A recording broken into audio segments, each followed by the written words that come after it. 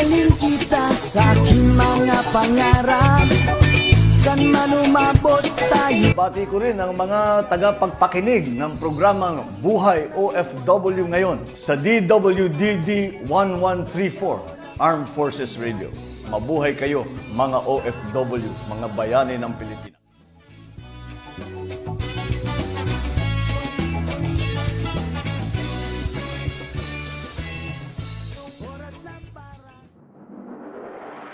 Okay, magandang buhay, Luzon, Visayas, Mindanao. At syempre saan man kayong mundo naroon, sana po ay nasa mabuti kayong kalagayan. Syempre ang inyong lingkod, ang Buhay OFW ngayon, Bantay at Kasangga. Ang ating pong segment, ang Puso, Pera at Kapalaran. Syempre, ang ating partner dyan ay si Miss Money Magnet, Miss Jeline Valenzuela, the International Life Coach. Ngayon po syempre, ang view natin Dubai pa rin. Kaya tayo naka-dark tayo ngayon, naka-dark background tayo. Anyway, bago ang lahat, batiin natin ang lahat ng ating mga followers and viewers sa apat na sulok ng mundo. Siyempre, ang Bantay at Kasangga ng OFW International. Marami pong chapter yan at ang ating founder na si Chairman Albert Guanzon.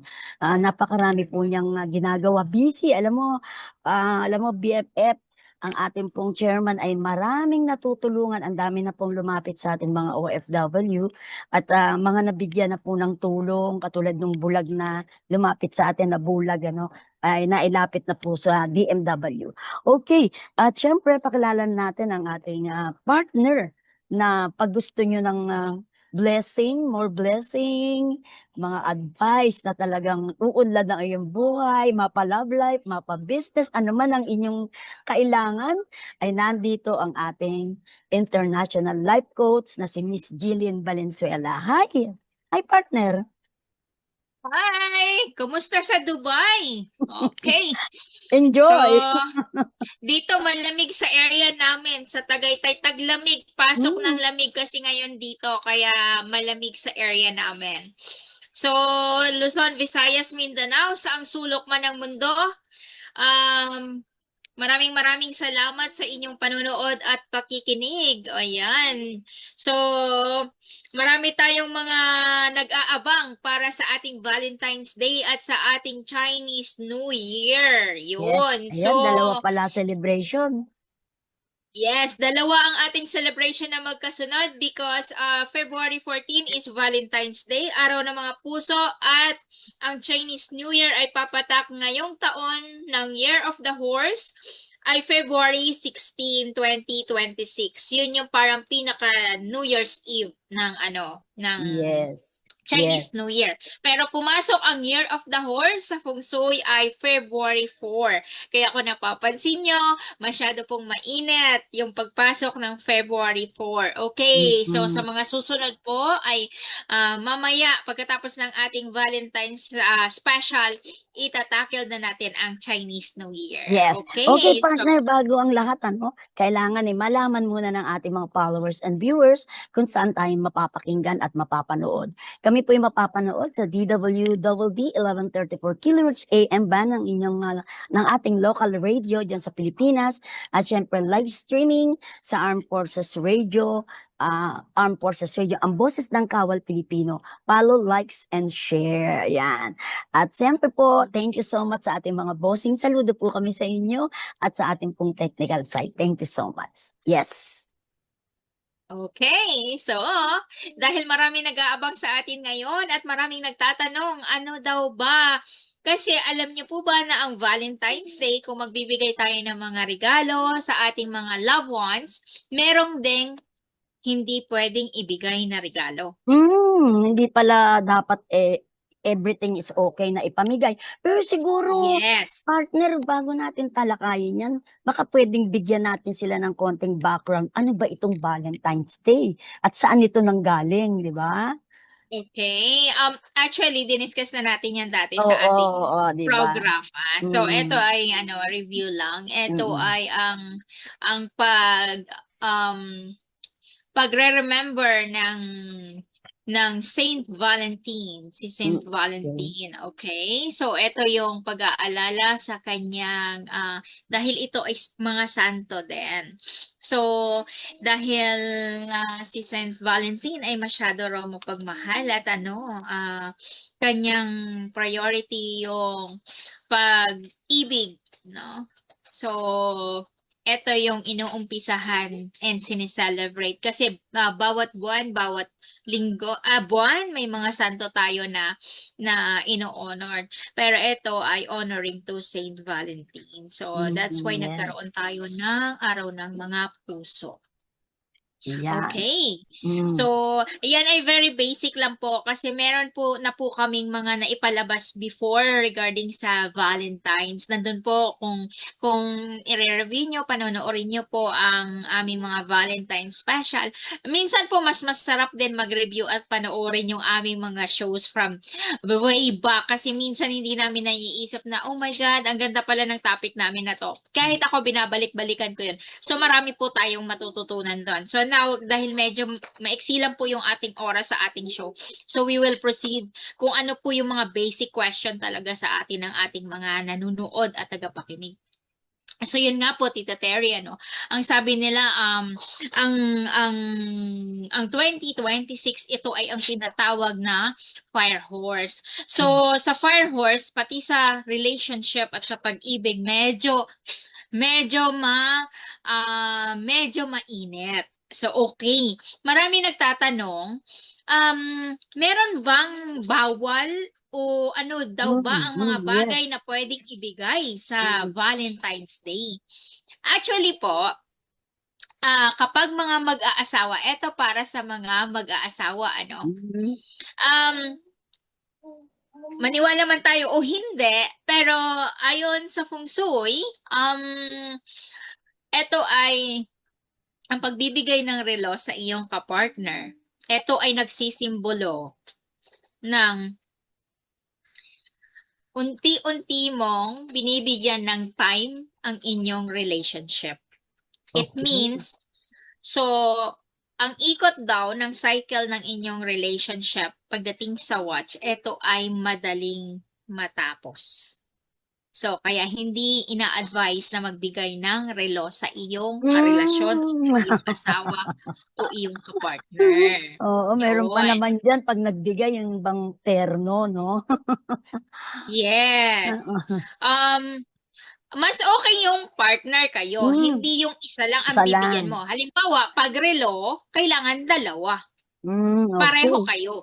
So, maganda, Or mas okay. ang pwede mong gawin, yan yung isa, yang yung isa, black yung isa, white yung isa. Yun, ganon. May alternate color. So, yun, pwede po yun. Kasi, and then, mas maganda rin kung magbibigay ka sa iyong partner, lalo na sa babae, at least heart shape. Okay. So, yun, puso. Kasi, ang mga babae ang madalas na ino-offeran ng pagdating ng heart. Kasi we are the one who's being pleased by the Valentines. Okay. So, ang sumunod, bawal din tayo magbigay ng mga bagay na matutulis. Knife, mga ganon, or yung mga dangerous, materials yan. Hindi yan maganda. Bibigyan mo ng balisong. Balisong. Baka sa'yo maibalisong yung iyong niregalong balisong. So, yon. Iwasan po natin yon.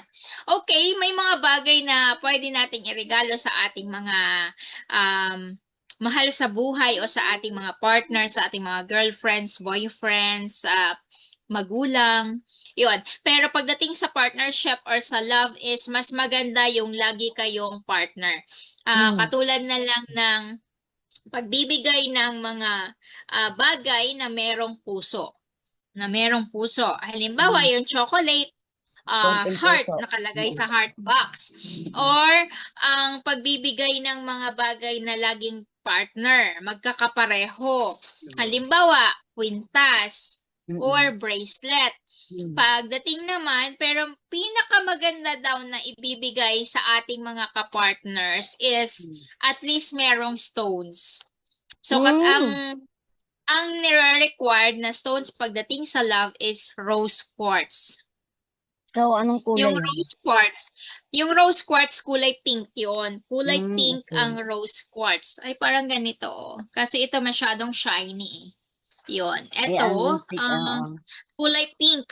Kulay pink para sa mga babae.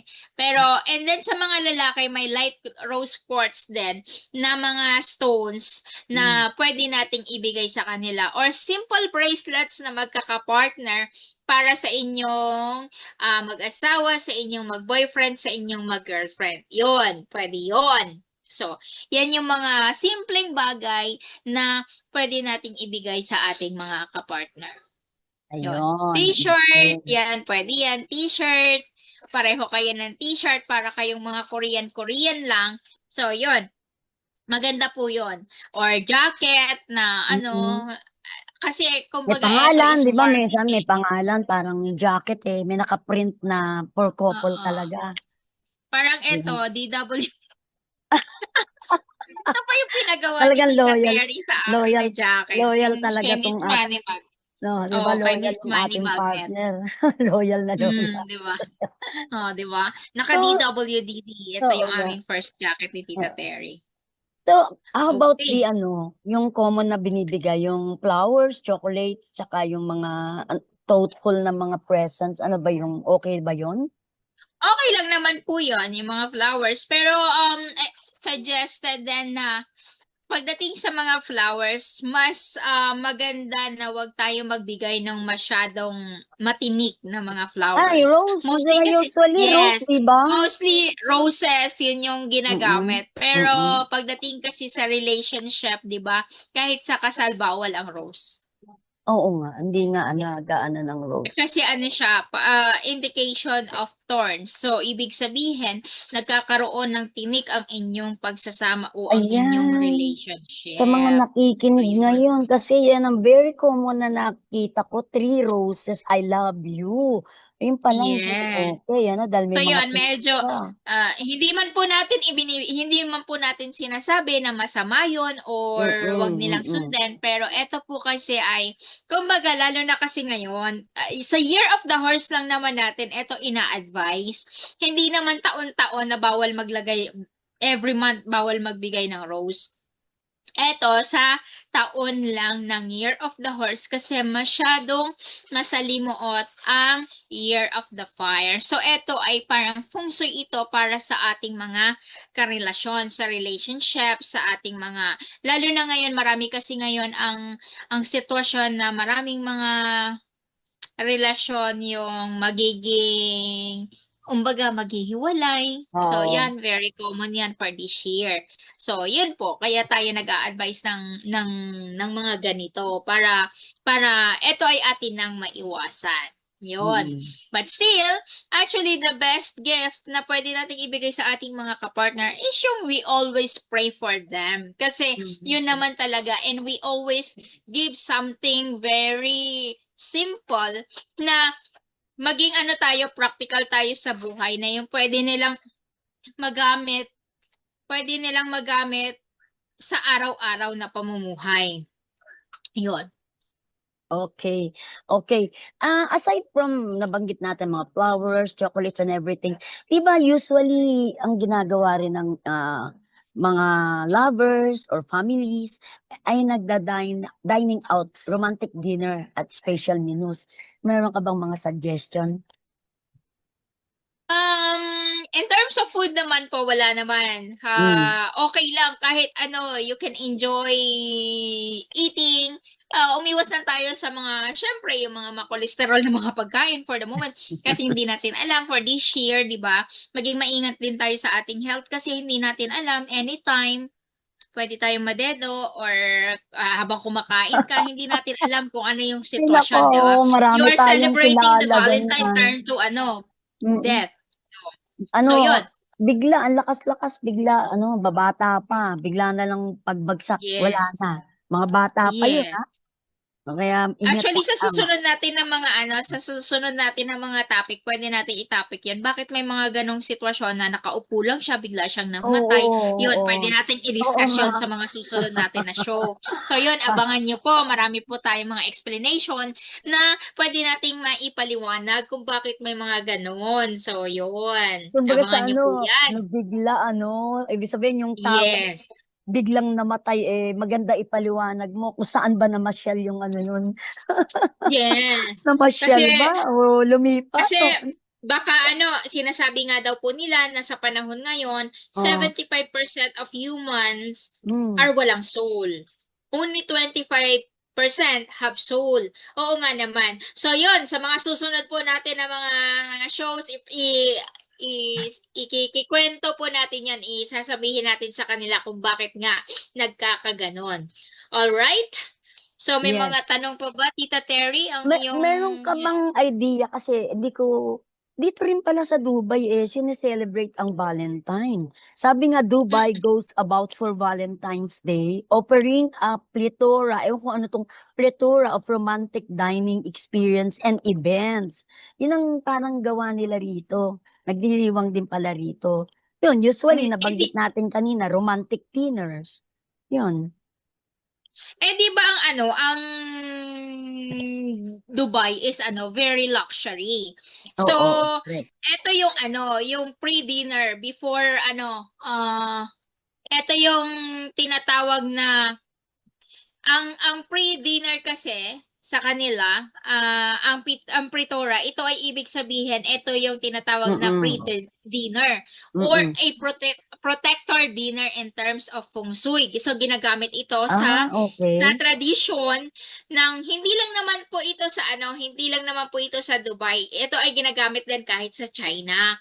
So, ito Okay. yung tinatawag na traditional dinner pero ito ay with offering, parang a symbol of offering and prayers to love, to the God of love. So yun, isa yan sa mahalaga na ginagawa ng siguro dahil diyan sa Dubai, kasi alam niyo po ito ay nag-i-invite ng blessings, lalo Yes. na blessing and wealth, lalo na sa mga businessmen.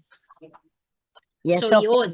So, maraming klase ng Valentine. Yung tulad ng lovers Valentine, alam naman natin kung ano.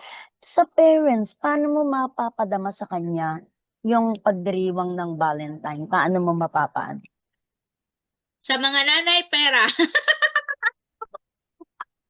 Correct. Sa mga nanay, pera. Yan ang mahalaga. Your gift Hindi. is good, your roses is good, your chocolate is good, but cash is more good. Yes, cash is much better. Kasi, di ba, sa ating mga nanay ngayon, sila kasi yung mga money manager, accountant, cook, lahat. Yan yun eh. Sila yung, kumbaga, humahawak ng ating loob ng bahay eh. So, Mm. although, syempre, of course, they're still looking forward na bigyan sila ng mga tatay ng mga roses. Pero sa panahon ngayon, lalo na sa Philippines, ano ang binibigay?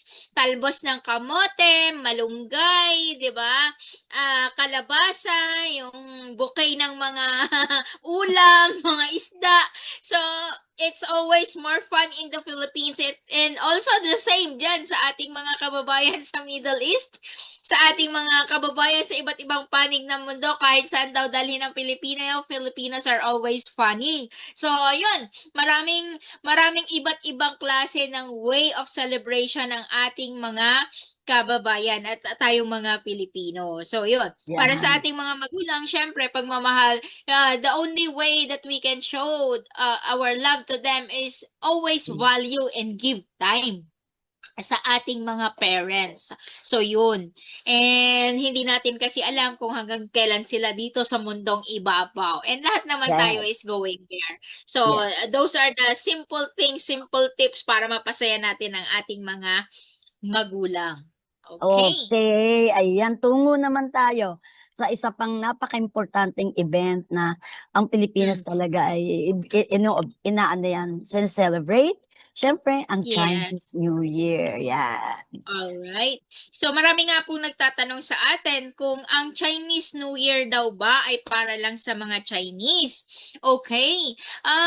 Ang Chinese New Year po ay para din sa pangkalahatan kasi ito po ang tinatawag na alignment or feng shui or pag-organize or pag-invite ng iyong key energy na maging positive sa buong taon. Ang Yes. Year of the Horse, ito ay ang Bingwo na tinatawag. It's a fire horse. So, for the year. Pero, sinasabi nga po natin, ano yung mga dapat nating tandaan at gawin during Chinese New Year. Okay, ako kasi nag-prepare na ako ahead kasi alam nyo naman po ang aking mundo is ano tayo ng mga numerology, reading, feng shui. So, yun, I did. Kung napapansin niyo po, medyo hindi ganong kita pero may mga background po tayo dyan ng mga red. So, Oh, may magsabit na po nakikita tayo. akong gumagalaw-galaw dyan Yes. sa tabi mo. Yes, magsabit na po tayo ng ating mga charm sa ating pintuan, sa harap ng ating mga pintuan, bintana, sa iba't ibang sulok ng 4 na sulok ng ating tahanan. Maglagay na po tayo ng mga hanging charm na may kulay red. Yung kulay red Kulay kasi, red. this Okay. is a symbol of attracting wealth. So, kumbaga, ito ay also ay protection. Ang mga hanging charm, ito ay maganda sa ating mga bahay kasi kumbaga, they are eliminating the negativity at the same time, they are inviting the positivity. So, Hmm. yun. Ano yun? Ano Una, yung mga nabibili ba na parang chime tumutunog-tunog, gano'n? Yes, okay. Ang mga charms may iba't ibang klase po yan. So, maging maingat din po tayo sa pagbili. Magtanong po kayo sa inyong mga bibilhan kung para saan po yung charms na yon. Kaya Kung para po ba yan okay. sa pintuan, para po yan sa Sa CR, para sasakyan. po ba yan sa bintana, sa sasakyan. Mm. Kasi kailangan po alamin din po natin yung purpose ng mga charms para mas maganda ang pasok nun sa atin, sa energy ng ating mga tahanan o sa ating mga sasakyan, opisina, establishment. So, yun po. So, And ano yan, kailan nag-i-start ang Chinese New Year? Di ba long ano rin sila? Long yes, celebration? ang pinakapasok po ng February 4. February 4. Yes. Okay. Hanggang ang pinaka January 1 sa kanila ng Chinese is ngayon is February 17 for 2026. Ang gabi ng New Year ay February 16. So, yun yung pinaka-celebration. Yung February 16, yun ba yung may fireworks din? Parang Yes, yes. Okay. Mhm. Kaya makikita nyo po yung mga tabing dagat nagpuputukan, lalo na Yes. sa mga Chinatown. So, medyo maingay na ngayon. Dragon fire dance, mga ganon. So, marami na pong mga nasabit at marami na kayong makikita na mga pang-Chinese New Year na mga products and materials. And of course, famous ang tikoy. So, yun. Yes. Okay. Bakit nga ba? Mamaya po natin, okay. Kasi part yan ng ating celebration kung ano yung mga ihahanda natin. So, una po muna, ang gawin natin ay maglinis ng ating mga tahanan. So, pangalawa, i-activate nyo po yung main door nyo. Kung ang inyong main door ay medyo madilim, lagyan nyo po yan ng ilaw. Maglagay po kayo ng mga hanging charm sa harap. And ito, isa sa technique for the fire horse, maglagay po kayo ng tubig sa harapan ng inyong tahanan during New Year's time. So, from January 16 to January 17, maglagay po kayo ng tubig doon para ito ay pang-balancing sa taon ng 2026. Kung lalagyan ng tubig, kagarapon o ano. Sa baso, sa jar, Kahit pwede baso po lang yun. siya. Yes. Mm. Yun, ang pag-activate ng inyong front door. And sumunod is yun nga ang sinasabi ko, yung mag-add kayo ng red decor. At least may kulay pula kayong decoration sa inyong mga tahanan. So, which is yung charms or cortina, pwede. Ang inyong doormat, pwede. So, yan. mga ganon, mga anuhan ng mga sapi ng upuan or something. So, pwede po tayong gumamit ng kulay red. Okay. And okay, ang south corner, ito ay ang pinakamahalaga ng ating southeast corner. Ito kasi yung tahanan ng ating pera. Okay, ang southeast corner, maglagay po tayo dyan ng mga plants or oranges. Anong plants ba ang pwede nating ilagay sa ating southeast corner? Pwede tayo maglagay dyan ng money tree or jade plants na pang-attract ng pera or wealth sa inyong southeast area. And of Yun. course, pwede rin kayong maglagay ng mga piggy bank. So, dyan, pwede nyo ilagay ang inyong mga alkansya or maglagay tayo ng mga oranges Yes, sa ayun. southeast corner ng inyong tahanan kasi ito yung nag-i-invite ng pera. Okay? Yes. Or, Okay. Mayroon pa naman tayong 9 minutes. So marami pa tayong pwedeng talakayin. Sige, go ahead. okay, pwede rin kayong maglagay ng mga para sa protection pala, yung basic ka. Paano yan, Miss Jeline? Wala po kami yung mga hanging charm na yan. Oo, Wala oo. kami, lalo na sa mga probinsya, hindi naman ganun kadali. Mm. Okay, pwede po tayo maglagay ng asid. Very simple. Salt, ilalagay sa, saan? Sa bowl? Yes, ilalagay niyo sa bowl or sa baso. So, pwede niyo po ilagay yon pwede sa front door, sa kusina, sa southeast, ayun. Sa inyong mga tulugan, halaman pwede niyo pong ilagay. So, kung ano po yung mga feel nyo ng mga halaman, pero may mga particular halaman na pwede nating ilagay. So, pwede tayo maglagay dyan, rubber tree, peace Snake plant. lily, Snake plant. snake plant, mga Yan. ganon. Yan, Okay. maraming mga halaman na pwedeng gamitin para sa pag-attract ng positivity sa loob ng bahay. And of course, kailangan malinis ang bahay natin at may continuous flowing ng wind energy, ng sunlight pumapasok. At pagpasok po pala ng February 17, mula sa alas 7 ng umaga, buksan niyo po ang pintuan ninyo, ang inyong mga bintana, papasukin ninyo ang hangin, papasukin ninyo ang araw. So mga basic na gagawin natin, huwag kayong magwalis kasi ito ay ang pagtatapon ng blessing na pumasok Anong sa araw inyo yun? no? 16 and 17. February 17. 16. Importante sa 17 17. ng umaga. 17. Yes. February 17. So, yan po. And, eto na, nagtatanong, Miss Jeline, ano po ba ang lucky colors for Chinese New Year? Of course, very basic, red. Pero honestly speaking, for 2026, sa Chinese New Year, ang red ay courage for luck. Ito ay encouraging for good luck. And pwede rin po kayong magsuot ng purple. Ito ay para sa attracting wealth. Ang gold, ito ay money and success. Green for balance and growth. And kulay beige or brown, ito yung tinatawag for stability. So, yan. And wear something clean kung wala kayo nito. Wear a clothes na something clean. Ito naman, huwag tayo magsuot ng black or white during Chinese New Year. Ayun. Okay. Aside from the tikoy, ano pa ba yung mga traditional food na pwedeng iserve? Okay. Mostly for the longevity is noodles. Sweets for attracting the positivity and having a good family relationship. Tikoy, it's good.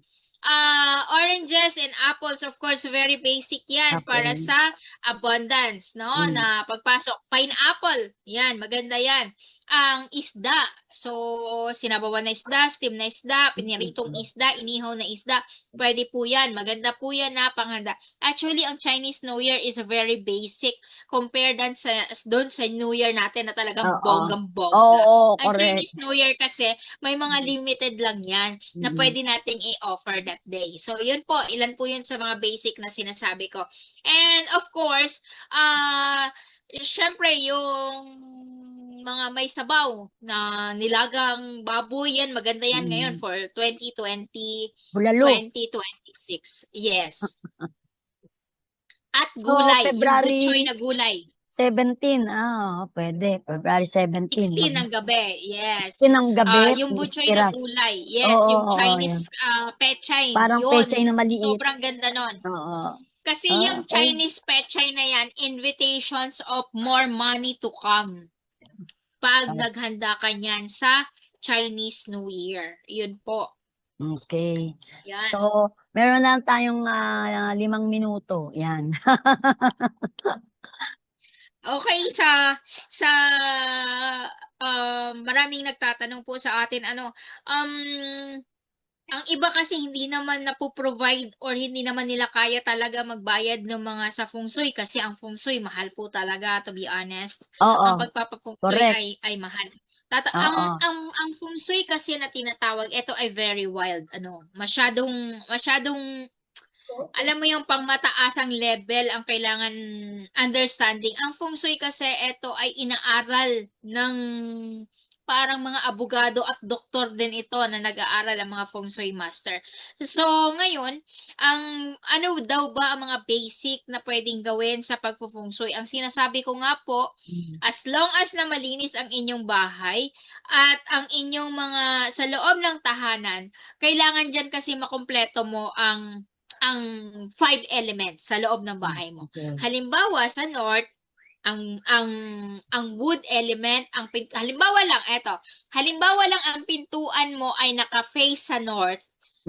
Ibig sabihin, ang furnitures na pwede mong ilagay dito is wood element. Okay. Okay, wood element. So, yan. Mga basic component po yan ng ating feng shui na pwede nating magawa at maggamit. Kung may mga tanong po kayo, pwede nyo po kaming kontakin dito sa Ang Buhay OFW page ni Ang Buhay OFW, Bantay at Kasangga. Basta Ang Buhay OFW, maraming kaming mga pages dito. Or sa AFP Station. Sa AFP Station, baka sila yung sumagot. Dito lang sa show namin, Ang Buhay OFW. Pag may mga tanong po kayo, pwede po kayo magtanong direct kay Tita Terry, and Tita Terry, ipapasa niya po yun sa akin dito sa aming page. Pasensya na rin po doon sa sa mga nagre-request ng mga feng shui, numerology, reading, etc. consultancy. Hindi ko na po kasi kaya talagang Yes, upuan oo. lahat. Pasensya Oo. na po. Kaya maintindihan natin si Miss Yes. Jeline. Itong ginagawa natin dito, public service lang to ni Miss Jeline. Pero pag siya po Yes po. ay inyo talagang hihinga ng oras, meron po talagang talent yan. Professional Opo. because siya po ay international life coach. Hindi po Opo. basta-basta at hindi rin po siya basta-bansang punsoy master kasi marami dyan nagpupunsoy-punsoyan. Marami dyan, huwag kayong sa ganon. Okay. Okay. Yes. Ako po ay feng shui numerology. Yeah, Hindi po yes. ako, feng shui numerology po ako. Yun po yung aking expertise. So, pwede rin elemental, pero may Yes. mga feng shui master po kasi tayo na mas kabisado nila, master nila yung elemental. At tayo naman po, kabisado natin ang numerology na feng shui. Pero all in Okay. all, the feng shui, it's all about key energy and Yes. alignment. It's a matter na meron lang Okay. tayong iba't ibang subject. Yan, Ayan. maraming salamat. Pansamantalang pagpapaalam, Miss Jeline. Go ahead, mauna ka. Okay, maraming salamat po sa lahat po ng aming tagapakinig sa buong bansang Pilipinas, Luzon, Visayas at Mindanao at sa ang panig man ng mundo. Hindi na po namin mababati ang lahat ng ating mga tagapakinig.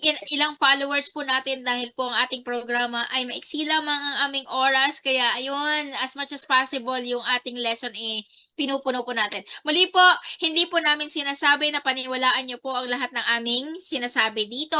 Bagkus, ito rin po ay aming napag-aralan at aming na-experience. So, ang feng shui po, hindi po ito basta dahil sa swerte ka lang. Ito may kaakibat na pag-uugali at kailangan maging sakto rin sa lahat and balance ang buhay. Yes. Maraming salamat. Okay, palakpakan natin si Miss Jeline. Wala yung ating ano rito, mga kalikot. At okay, pansamantala na po kami magpapaalam. Sana po marami kayong natutunan. Valentine's and Chinese New Year. At muli ay tayong magkarinigan. Maraming salamat. God bless po sa inyo. Take care. Happy Valentine. Happy Chinese New Year. Ito po si Terry Okay, Alta Watson.